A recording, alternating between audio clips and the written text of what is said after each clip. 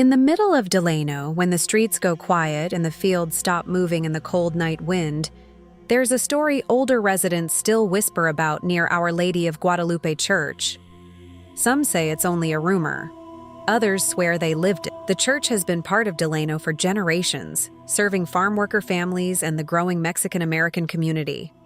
Guadalupe traces back to the famous story of Juan Diego in 1531 Mexico, where the Virgin Mary was said to appear before him. But this one belongs to Delano, and it usually starts the same way. Late at night, fog crawling through the empty streets, and a woman standing outside the church. I remember hearing the story from my uncle when I was younger.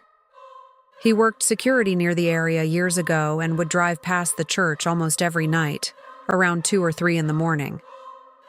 One night, he noticed someone standing near the front entrance. At first, he thought it was just an older lady praying. She wore a long white dress, her head tilted downward, hands together, completely still. He said the strange part wasn't that she was there. It was the fact she never moved, not once. Even when the wind pushed leaves across the sidewalk, even when headlights passed over her face. She just stood there, perfectly still. My uncle slowed his truck and stared at her through the window. That's when he noticed something that made his stomach drop. Her feet. They weren't touching the ground. He said she looked almost like she was floating inches above the pavement. He panicked and hit the gas. But curiosity got the best of him. So after driving a block away, he turned around to look again. The church entrance was empty. No woman. No white dress. Nothing. But as he passed the side of the church, he claimed he saw someone standing near the statue area watching him leave. And this time, he could see her face, pale, emotionless, eyes completely dark. Years later, I heard almost the same story again from another person. Different night, different year, same woman. This man claimed he had gone to the church late at night after hearing someone crying outside. At first, he thought it was a child, soft sobbing echoing near the building. He walked around searching for whoever was there, but the crying would move. One moment it sounded close, then suddenly far away, like something was leading him around the church grounds.